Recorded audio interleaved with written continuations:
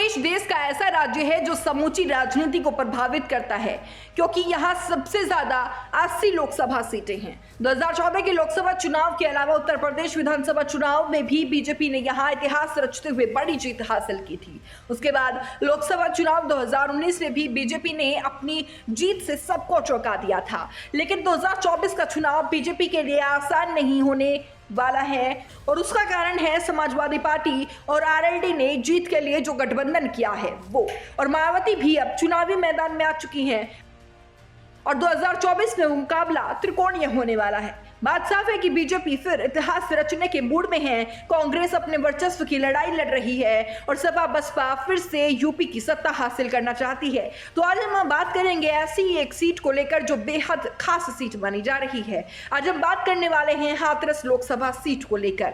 Hathras seat को BJP का गढ़ माना जाता है। पिछले काफी समय से बीजेपी इस सीट को अपने कब्जे में लिए हुए है। भाजपा ने साल 1991 से लगातार इस सीट पर जीत दर्ज की है। हालांकि हर बार बसपा के प्रत्याशी ने इस सीट पर चुनौती दी है। 1996 से 2009 तक किशन लाल दिलेर सांसद रहे। 2009 में भाजपा रालोद के साथ गठबंधन करने चुनाव लड़ी तो रालोद प्रत्याशी सारिका सिंह जीतने में सफल रही। इसके बाद फिर एक बार 2014 में भाजपा के राजेश कुमार दिवाकर ने बाजी मार ली, तो वहीं 2019 के चुनाव में भी भाजपा के राजबीर दिलेर ने बड़ी जीत हासिल की थी। लोकसभा क्षेत्र के जातीय आंकड़ों की अगर बात कर ले तो यहाँ कुल मतदाता 17,12,929 है, जिसमें जाटव 2,75,000, धनगर 1 लाख, धोबी 80,000, कोरी तकरीबन 85,000, वाल्मीकि तकरीबन 40,000, मुस्लिम 1,45,000, यादव 1 लाख, कुशवाहा 60,000, अहेरिया 30,000, ठाकुर 2,25,000, जाट 1,80,000, ब्राह्मण 1,55,000, वैश्य तकरीबन 1,25,000, अन्य की अगर बात कर ली जाए तो 1,12,929 है।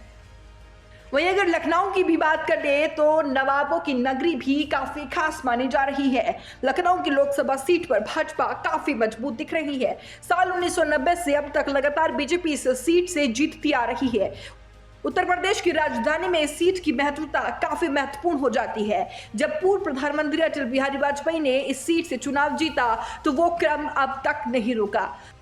2009 में अटल बिहारी वाजपेयी की राजनीतिक विरासत को संभालने के लिए लालजी टंडन को भाजपा की ओर से जीत दर्ज मिली। इसके बाद 2014 में राजनाथ सिंह ने चुनाव जीता। यहाँ तकरीबन 19,49,226 मतदाता हैं, जिसमें एससी जाति की आबादी तकरीबन 9.61% है और एसटी की आबादी 0.02%। और माना जाता है कि इस सीट पर ब्राह्मण और वैश्य मतदाता निर्णायक भूमिका में हैं, जबकि 21% आबादी मुस्लिम है, जिसमें बड़ी संख्या में शिया मुस्लिम है। वहीं अगर गोरखपुर सीट की भी बात कर ले तो गोरखपुर सीट भी बेहद खास मानी जा रही है। गोरखपुर की सीट भी यूपी की राजनीति में अपना एक अलग मायने रखती है। हालांकि इस सीट पर भी भाजपा की जमकर तूती बोलती है। दरअसल यूपी के सीएम योगी आदित्यनाथ ने इस सीट से 5 बार चुनाव जीतकर इतिहास रच रखा है। हालांकि सीएम योगी आदित्यनाथ को जब प्रदेश की कमान सीएम के रूप में संभालनी पड़ी तो ये सीट भी छोड़नी पड़ी, लिहाजा उपचुनाव हुए और प्रदेश में गठबंधन ने जीत हासिल की। 1991 में रामलहर में अवैधनाथ बीजेपी ने शामिल होकर चुनाव लड़ा और फिर सांसद बने। 1996 में अवैधनाथ फिर बीजेपी से लगातार तीसरी बार सांसद बने। 1998 में मंदिर के योगी और अवैधनाथ के उत्तराधिकारी युवा योगी आदित्यनाथ पहली बार यहाँ सांसद बने। तब योगी सबसे कम उम्र के सांसद थे। 1999, 2004, 2009 और 2014 में लगातार 5 बार योगी गोरखपुर से बीजेपी के टिकट पर सांसद चुने गए। मार्च 2017 में यूपी के सीएम चुने जाने के बाद उन्होंने सांसद पद से त्यागपत्र दे दिया। अब तक हुए 16 लोकसभा चुनाव और एक उपचुनाव में बीजेपी ने 7 बार, कांग्रेस ने 6 बार, निर्दलीय 2 बार, हिंदू महासभा ने 1 बार और भारतीय लोकदल ने 1 बार जीत दर्ज की है। सपा और बसपा इस सीट पर खाता भी नहीं खोल सकी है। बहरहाल इन सीटों के समीकरणों को लेकर आप क्या सोचते हैं वो जरूर हमें कमेंट बॉक्स में बताइएगा। Bureau report, news 80 desk. सफलता की ओर न्यूज़ 80 के बढ़ते कदम, करोड़ों दर्शकों का पसंदीदा न्यूज चैनल न्यूज़ 80 अब जियो टीवी पर भी।